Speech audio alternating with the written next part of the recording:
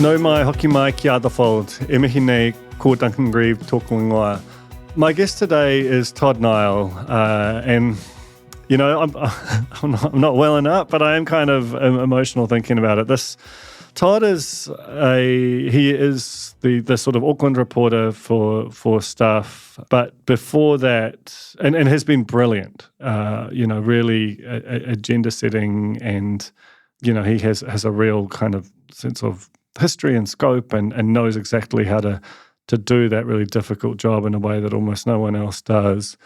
But before that, he spent 33 years at RNZ, a good chunk of it reporting on Auckland for Morning Report. So for a particular generation of people who grew up listening to that show, this was the guy who told them what was happening in the city. And he talks in this podcast about the amalgamation of the various like the district councils into the super city, and for example the Len Brown era and the sort of scandal that ultimately broke his political career. But he's just a person who he came out of journalism school in 1977 into the Auckland Star, and has sort of seen all of these eras of journalism, and we sort of talk through all that, but and about the some of the characters that he's encountered, particularly Wayne Brown, with whom he has. It's not an antagonistic relationship, because you'll hear Todd is perhaps the least antagonistic person you could ever imagine, mild-mannered to an almost comical degree when you think about what the personality on the other side of it is. But Wayne Brown certainly has got a problem with Todd Niall, doesn't give him interviews, sort of briefs the opposition and not him. All of the classic Wayne Brown playbook that we've come to know. It's really extreme when it comes to Todd Niall, and so we drill into that, but largely this is about his career, about changes in journalism, about his time at RNZ, and also why he ultimately left there. I think it's a really fun, interesting, reflective chat, and we with Todd's last day at Stuff, the whole of journalism is a little bit poorer, because that kind of lifelong, dedicated beat reporter with a huge sort of contact book and a particular approach, it's just much harder to do nowadays. Even if people had the sort of aptitude and the will for it, the newsrooms just get chopped and people get moved around far more than they used to. And so this is on some level a love letter to the beat reporter, and hopefully will be instructive on the value of that. This is Todd Niall from Stuff on the Fold. Denakwe, Todd Niall, welcome to the Fold. Morning. I wondered if you could start. I mean, it's such a privilege to have you on your last day in this trade to which you've given so much. But I wondered if we could go back to the very start of your time in journalism, and then sort of talk about how you came to fix on Auckland as a place that you thought you'd like to cover. I came into journalism through what was then called ATI, now AUT, the Auckland Technical Institute. It was in 1977, and they had a certificate of journalism course, $180, 18 weeks, was pretty focused, shorthand typing, basics of story writing, a couple of field trips, and out you went into employment, and I went from there into the Auckland Star, the evening paper in Auckland, as a cadet, doing the things that cadets do, the shipping column and what have you.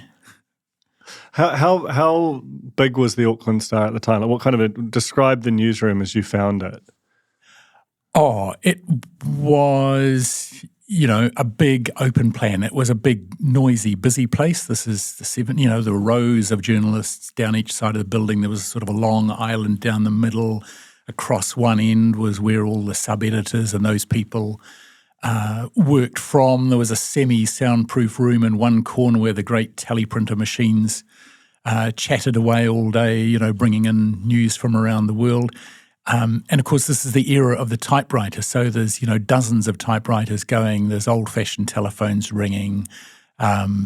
pretty exciting kind of environment for a young journalist to be in.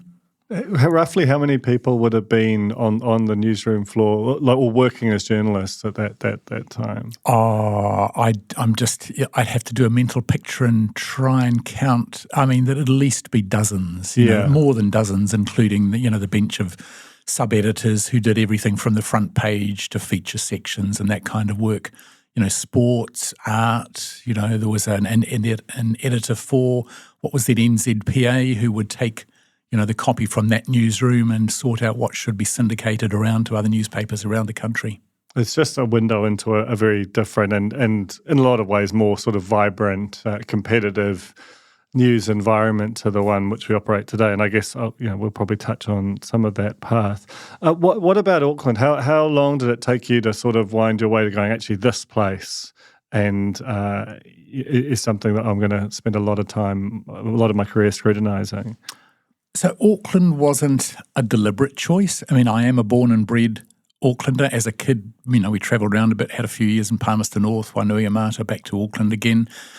So Auckland just was my home. That's where I did my journalism training. I got into, the big daily newspaper, the Auckland Star. And in those days, Auckland was not, in terms of local government, what it is now. There were just dozens of boroughs. There was Auckland City Council, and the boroughs were everywhere. We're right next to you're Mount in the Albert building. City Council. Yeah, Mount Albert Borough, Onehunga, Glen Eden, Howick, Newmarket, you name it. And so council reporting was much more of a staple then, I suppose, for newsrooms. And so, I started getting involved with those boroughs mostly as the more senior people did the big end of town, the Auckland City Council and the Auckland Regional Authority.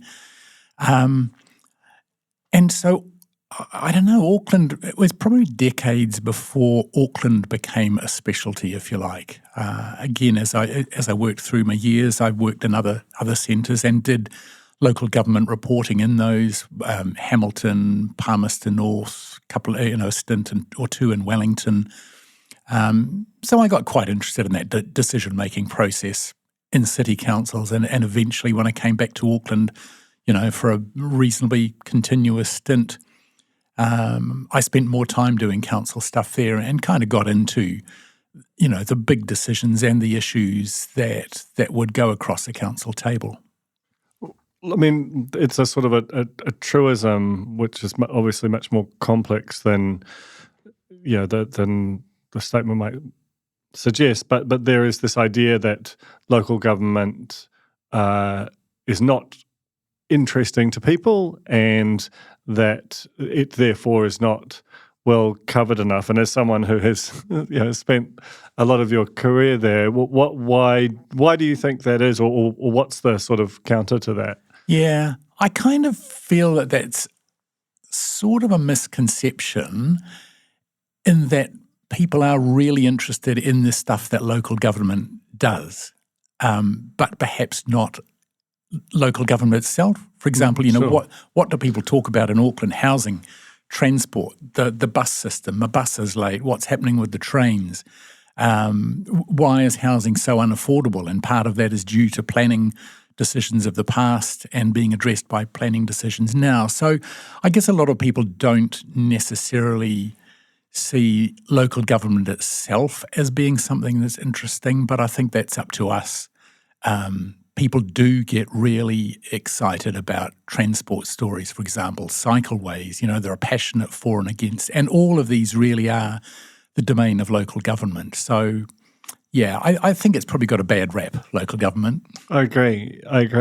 But do you think, because it's interesting, like to me, the press gallery is probably the last almost properly resourced beat in New Zealand, where you have a lot of people.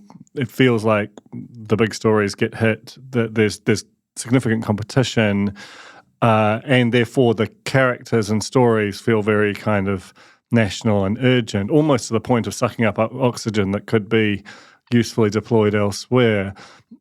Do you feel like local government, were it to have, there are, yourself, Bernard Orsman, Simon Wilson, it's not like it's an empty beat by any means, but there isn't, if you had the the volume or even of a proportional share for Auckland size, do you think that council would change, that people's relationship to it would be better understood, not just the things it does, but the people who make the decisions that flow down into those areas?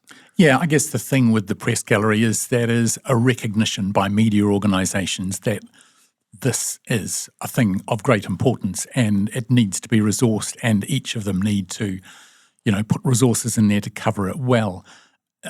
I think in Auckland's case, particularly with the creation of Auckland Council, now having this one mega council and the big agencies and the ability to really deal with big problems, I think it is reasonably well resourced. You've talked about people who are there. The Herald being a daily newspaper, although most of its readership, I guess, is online, still has that traditional focus on big Auckland politics. And for stuff, even though we're now largely a digital website, I mean, I've been fortunate enough that they've left me to, mess around in that patch, if you like, and others will follow me in that. But I think probably more resources could go in there from media organisations, and I think we're entering a period where there's quite a lot of big stuff that's going to happen that probably does need to be explored at least as closely as it is now, if not more.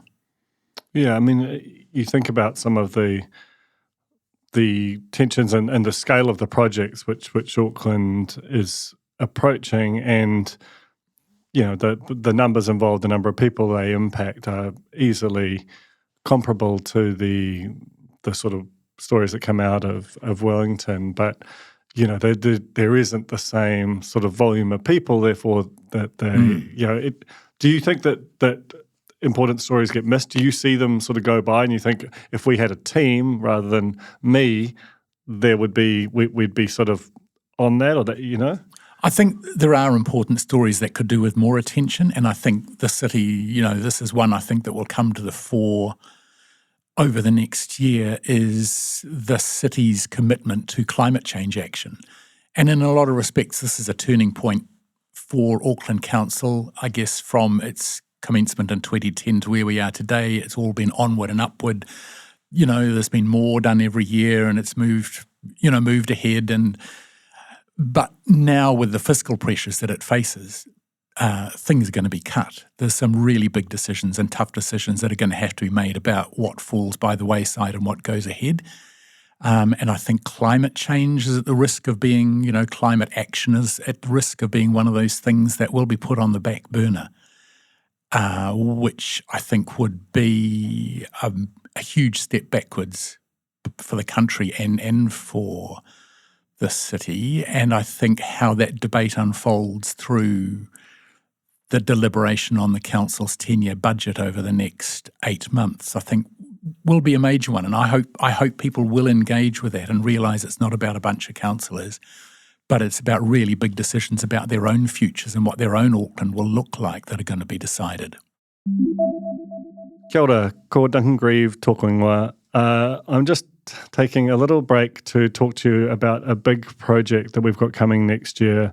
It's called What's Eating Aotearoa, and it is going to be a very long-running exercise in 2024 where we look at food and what its role is in our society in a really kind of broad and multifaceted way. It's going to be deep. Like we're doing long form. We're spending a lot of time with this stuff because it is so central to our lives, and this commodity, which this country makes so much of, has become really expensive. It sort of really impacts people's lives. It's a stressor. It's also a source of joy and culture, and we have always kind of published a bunch on food. Next year, we really want to make it a huge thread that runs throughout the year. To do that is going to cost us money, and there's a huge amount of resource that goes into a project at the scale that we're envisaging. And as a result, we're doing a Pledge Me drive. It's only the second one we've ever done and the first since 2016. And we're asking for money from our audience. So if you're a member, would love it if you could give us a bit more. If you're not, this is an awesome way to sort of support the Spinoff, even if you can't do so regularly, maybe chip in here. The really cool thing is that it's not just you don't just give, you also get. There's a whole array of different kind of rewards on there, some of which are already sold out, one of which is as a podcast hosted by me, which can totally be like a corporate thing too. It's kind of a bargain if you view it that way. So, basically there's a whole bunch of different rewards. They're really, really fun. They're extremely Spinoff. So if you go to the spinoff.co.nz/pledge me, you'll be able to kind of see what it is we're about and what you can get for your money. I think as of writing, we're roughly 60% of the way there. But, to get that last push, because the whole way Pledge Me works is you either get everything if you get to 50 grand or you get nothing if you don't. If you're a regular consumer of the Spinoff, you're probably sick of hearing about this, but we're going to keep talking about it because we are desperate to do this work. And as of right now, we aren't at that number. I know it's a really hard time, but if you've been sort of wavering or thinking you'll get to it, please, run, don't walk to a digital device and see if you can make a pledge to support us to do this. So that's the spinoff.co.nz/pledge me to help support What's Eating Aotearoa. In terms of stories you've covered, during that time on the broader Auckland beat, can you pick a couple which sort of stand out in terms of really feeling significant in terms of their sort of scope or dynamics? I know it's going to sound really nerdy, but I think the amalgamation process, which created Auckland Council in 2010, was, for me, was a pretty important moment because there'd been, there were the 8 councils before and some were doing really good things in their part of town, but they disagreed on stuff. The mayors, there were personality differences. There was a lot of squabbling and indecision and court actions, particularly between the old city councils and the regional council. And I think the decision to create one single council, to give Auckland one unified voice and a scale that it can get on and do big stuff that it couldn't previously agree on, felt like a moment where the city had really grown up and that we weren't a bunch of politicians all trying to lobby the government for their view on things to prevail. So that, I think there are people who say it wasn't perfect, and it wasn't perfect, and there are still things that aren't right with it. But I think that was a really big historic moment for Auckland, and to see that happen and what unfolded after that was, quite a big thing to be a part of. At the minor end of the scale, other big ones that came out of that, I guess, was the downfall of Len Brown, the revelation just after his re-election in 2013 that there'd been an extramarital affair with a council intern. That felt like kind of the end of the honeymoon period, if you like, for the council. There was a lot of loss of trust, I think, around the council table, and a lot of big things did happen in that next term. The creation of the unitary plan, the upzoning of Auckland, but it felt like a bit of momentum went out of things. And really, Len Brown probably, as the inaugural mayor of Auckland, probably should have had another good term. I think there would have been, he was the one who basically negotiated the City Rail link. He had big ideas and big visions for Auckland and probably could have done another term. It's interesting, right? Because that story, correct me if I'm wrong, came out of, was it whale oil? Like it came from a place which didn't exist, probably 10 years earlier. And I can't imagine that Len Brown's the first person to have an extramarital affair while in the mayor's office. it would probably not have been considered news when you started your career, and yet it became such an enormous and destabilizing event. How do you think that was sort of litigated in public? What was your perception of it? I mean, you're right. It was brought to the fore by people who were looking for political gain, and we're trying to get it out before Election Day on 2013 for an obvious outcome. But it came out just after the election. I mean, there were calls for, Len Brown to resign. There was, the front page of the New Zealand Herald was devoted to that call.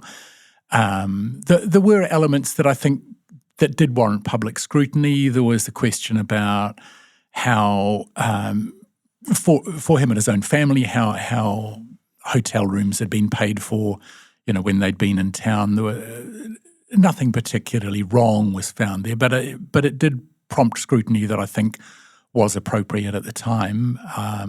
And there was also an awful lot of scrutiny of the motivations of those who brought it to the fore and seemed to be involved in trying to get the most out of it. Yeah, which is probably appropriate too. So yeah, in some respects, for it's a very strange story, it seemed to be covered reasonably well. Another thing which is, or certainly there's a perception that the relationship between media and our elected representatives has changed and has sort of decayed, particularly in recent years, and we'll get to some sort of specific examples of that later on. But do you believe that's true? I haven't encountered that really at Auckland Council level. It may be something that happens at the higher levels of central government where there's a lot more media management and a lot more gatekeepers to key players like cabinet ministers. But despite the scale of Auckland Council, the councillors really are on their own in their relationships with the media. They don't have executive assistants, they don't have gatekeepers, they don't have their own media advisors. So you can have a pretty straightforward and direct relationship with any of them if they choose to. And my experience has really been that they are all pretty open and straightforward people. You might not always agree with them, but they're accessible in a way that's really quite appropriate.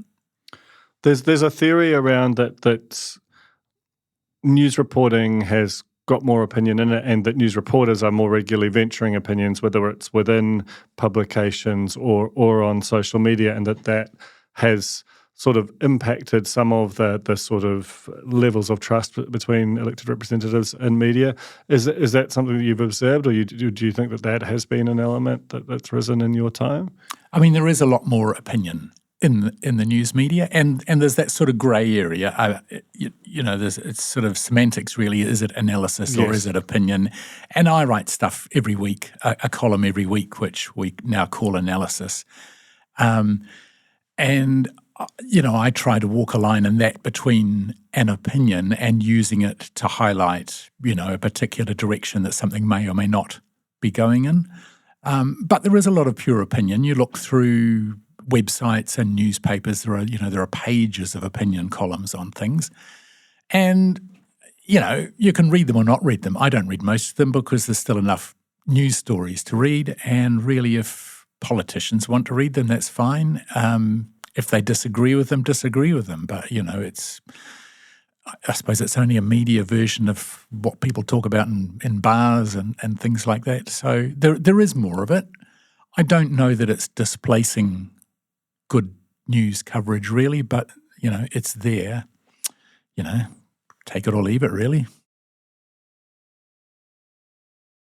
I want to take a little detour right now to the Trekker, which is I feel like an object of enduring fascination for you, and also something that a bunch of people listening might not even know what it is. Do you want to just tell me what the Trekker is and why it's kind of you've been so fascinated by it? Right. So the Trekker for me started as a 1-hour radio documentary a couple of decades ago and has now become quite a big part of my private life. The Trekker was a motor vehicle that was designed and built in New Zealand in 1966, and its claim to fame is it's the only mass-produced motor vehicle that we designed and built in New Zealand. It wasn't a great thing. It looked kind of like an undernourished Land Rover, and it was built on Skoda mechanicals from what was then communist Czechoslovakia. The fascination for me, and I think its interesting place in New Zealand history, is it's kind of the ultimate manifestation of the politics of New Zealand in the 1960s, when the government controlled everything. The government regulated imports, the price of things, the motor industry particular, because bringing in cars was a big consumer of overseas funds, and the government wanted to make sure we didn't spend more than we earned and all that kind of thing. So new cars, you couldn't just buy them like you could now. You had to go on a waiting list. For a popular car, you might wait a year till you got to the top of the list. There were all sorts of side games if you had overseas funds.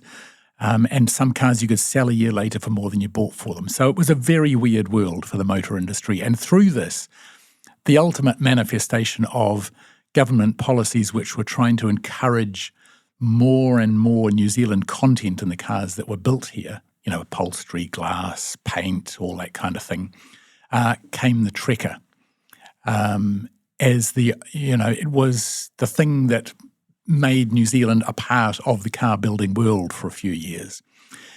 And, it faded away quickly once everything started to relax. But I just found it, not just about cars, but it was a fascinating tale from a New Zealand that doesn't exist anymore. And as life's gone on, it's taking on a new life now in Europe, in the Czech Republic, where car maker Skoda is based. They have discovered it as an interesting part of their history. So it's sort of a thing that started off as a bit of a joke, but there are more and more kind of slightly global elements to it which fascinate me. And so my first encounter with you and your work was on RNZ, where you did this terrific reporting often on Morning Report. Would hear you there. It felt like most days, and you seemed to be absolutely in your element. What did you enjoy about your time with RNZ? So I had 33 years at Radio New Zealand. I started in the regional newsroom, the sort of the Wellington newsroom, to one side of the big newsroom in Wellington, if you like, doing local body stuff there. And then in the days when Radio New Zealand also had the commercial radio station arm, I was chief reporter in Tauranga, came to Auckland.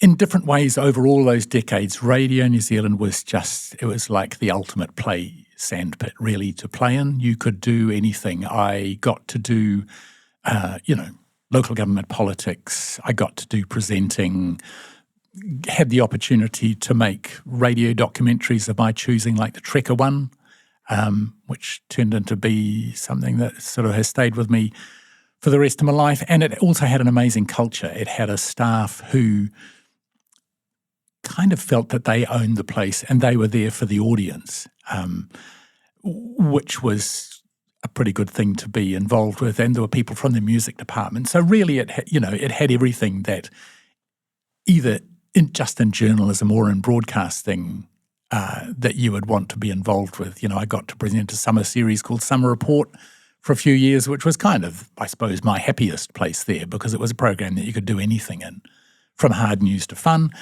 And I sort of imagined that I would spend the rest of my working days there, but didn't quite make it. Can you talk about that? Because I think everyone listening thought that too, and then suddenly you weren't there and you were at Stuff. Yeah. So 5 years ago, I got a call from someone at Stuff saying my name had come up in a conversation for a new job, and I said straight away, look, thanks very much, but, I'm a Radio New Zealand lifer, and, put the phone down and started to think, well, at that stage I was 60, and starting to think, hang on, how many opportunities are you going to get if you had to go somewhere else, still do the things that you're passionate about? Without getting into the gory details, I had a new manager, and change felt like it was in the air. So I had a conversation about the choice that I was thinking of making stay or go. And the longer that conversation went on, the more I felt that the future might not be as happy as the past for me, if you like.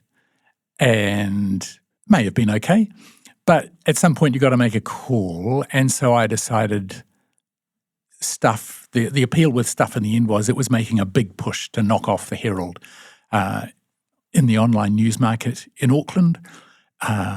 It was building a kind of a big newsroom in a way that it hadn't had before, with specialist reporters and rounds and all that sort of thing. And it felt like a pretty exciting thing to come and get involved with. And I thought, I will box up my happy days at RNZ and take all those happy memories with me, shed a few tears on the way out the door. But the appeal was to have a few years in this other form of journalism that I knew nothing about, which was the digital world. And how did you find that transition? I didn't realize it was such a long time with one organisation. It was sort of hard and easy in that essentially I was going back to where I was at the start in the Auckland Star. It was the written word and quite short news stories. And you didn't have the opportunity to do all that creative stuff that you get to do in broadcasting. So I missed some of that creative stuff for a while, but I also kind of relished just the simplicity of taking a story and structuring it in simple plain English and print, if you like, and putting it out like that. You could actually get more done in a way. So it was sort of refreshing. And in terms of that team they built, there was a lot of very kind of credentialed journalists joined at that time. You know, how was the that sort of building something new and having a crack at the Royal New Zealand Herald, this very powerful incumbent, through those years? Yeah, so the strategy apparently paid off. I'm not an expert on how they measure things, but they got the audience that they were looking for in Auckland, and I think it is still up there thanks to the strength of the website. As media changed over the years, I think the environment I walked into started to change quite quickly. When I went there, there were still the community newspapers, the Western Leaders, the Manukau Courier, each with their own office, each with their own small teams of reporters, which provided a kind of a depth and a breadth of coverage that was unique in Auckland. And as you know, the financial screws starting to tighten, those sort of structures were wound back, those offices closed.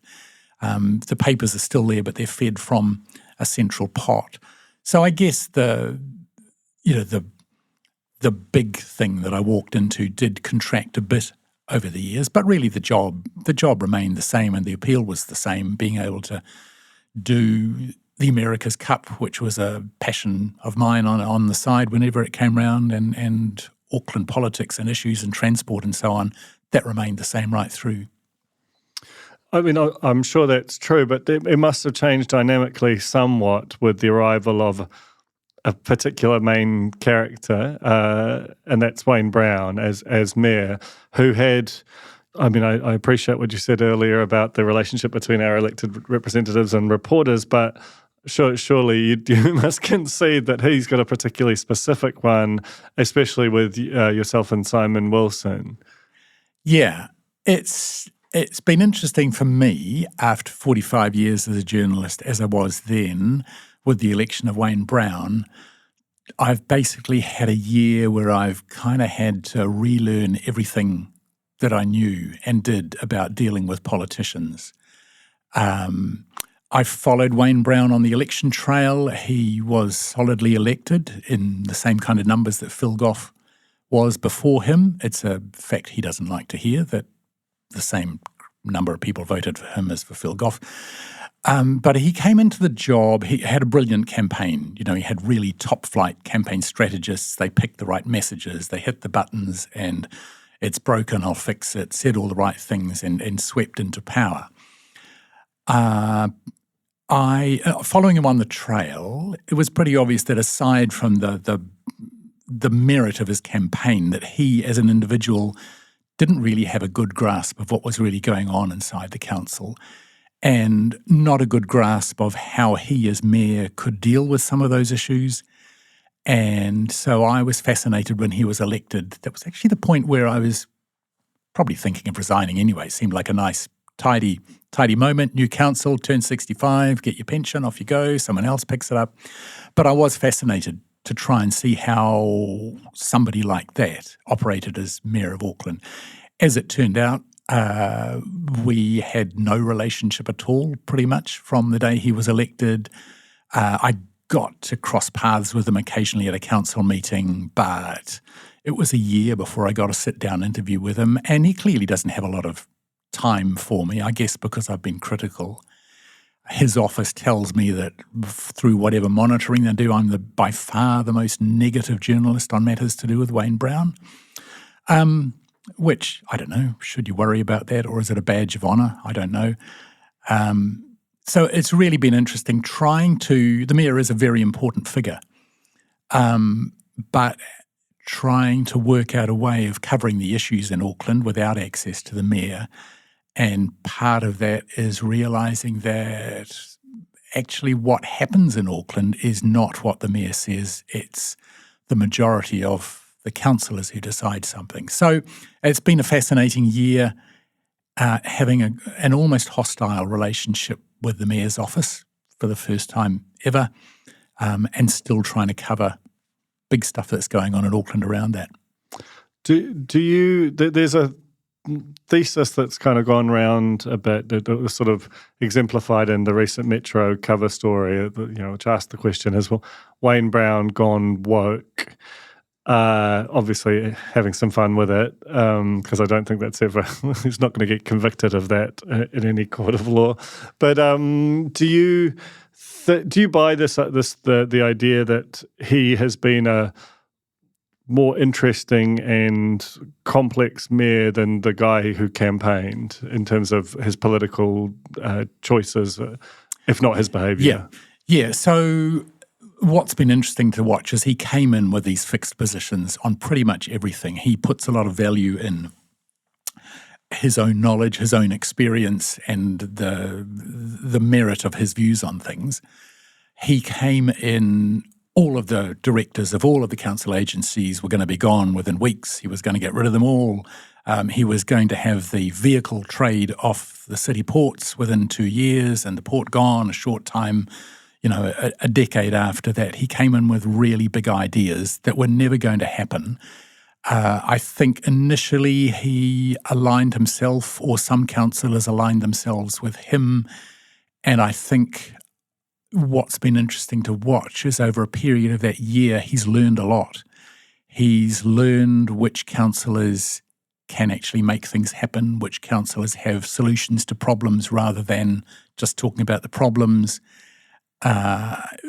All of these agencies that he was going to defund and get rid of the directors, he has, from contact with them and actually learning about what they do, come to speak quite highly of them and getting on well with the chairman or the chair people of the boards of those agencies. So to his credit, he has adapted and he has realised that a lot of these things aren't as he saw them, aren't as simple as he saw them, and are going to take a lot more work to happen. And he is tackling big things like trying to get a city deal with Auckland and big structural stuff, which is all commendable. But I think he's still not nailed learning how to build a consensus easily around the council table. I think he's making that harder for himself than it should be. As we came in, you talked about the fact that his office sort of seemingly habitually briefs the Herald before they brief staff, and that seems to be this sort of emerging trend that, and we've seen Winston Peters this week making some fairly extraordinary statements about media bribery and referring to the media almost as the opposition in a particular way. Wayne Brown doesn't do that precisely, but he does some stuff that we wouldn't have expected from the office prior to that. How damaging are these kind of norm-breaking behaviours, do you think? Look, I don't know whether it's hard to quantify with Wayne whether it's damaging or not. I mean, it's certainly not new in politics that a politician or a party will favour one media outlet over another, either because one outlet is seen to be more tuned in to the voter base that the politician is trying to get to, or it could be because they just want to snub the other one for whatever reason. The risk with that always, and it's not unique to Wayne Brown or necessarily to politics, if you're giving one media organisation the jump on all the others kind of get their noses out of joint. So it doesn't, the gain that you get on one, are you losing it by, upsetting the others and perhaps getting more negative coverage from the others than you would get? And look, to be fair, in earlier terms, I've probably had a relationship that's allowed me to get the jump on some things. So, what goes around comes around. I'm now not the favoured one. You have to work a lot harder to catch up or to try and be there at the same time via a different route. I don't know that the public really want to be worrying about that. Which media company's getting ahead of the other one and who's got the better relationship. We all manage to get the stories out. You just have to live with what you're dealt. Fair enough. So today is literally your final day in the job. I spoke to your colleague at the Herald, Simon Wilson, who was at the last council meeting you attended. Apparently, the tributes flowed not from Wayne, but from most of the rest of them. How do you feel at the moment? How did you feel hearing that, and what will you sort of miss, do you think, about all this? Yeah, I mean, it was quite unsettling, I guess, to sit at a council meeting where you've always been in the gallery, you've been watching the show, and you take away and report what you want from it. To be hearing from people around that table their thoughts on, what you might have done over the years or a particular story. So that was an unusual experience. It was interesting watching the mayor's reaction to those comments being made. At one point, I think Desley Simpson said something about she would hold a comment until it was after question time or something, and Wayne, in his inimitable style, said, "Oh, well, half the questions seem to be about some reporter who's leaving," which provided me with some amusement. Guy. Yeah, but that's just the way he talks. I didn't take that particularly one way or the other. Yeah, I guess everybody, whether they're a journalist or a teacher or someone who makes coffee for people in a cafe, likes to think that what they do is adding somehow to the world or people's lives around them. So, if somebody says that from time to time, I guess it, helps you think that some of it was worthwhile for somebody. Wow, you're really pouring it on. In typical Todd Niall style. Well, look, I think it's been so great to have you up here, and I know, I speak for my colleagues and the industry more broadly, in terms of the contribution you've made has been pretty amazing on a beat that hasn't always been easy or given the sort of resourcing it's deserved, but an amazing career, and thank you so much for coming on The Fold to talk about it. Thanks, Duncan, and may the Spinoff keep doing the great job that it does. Thank you.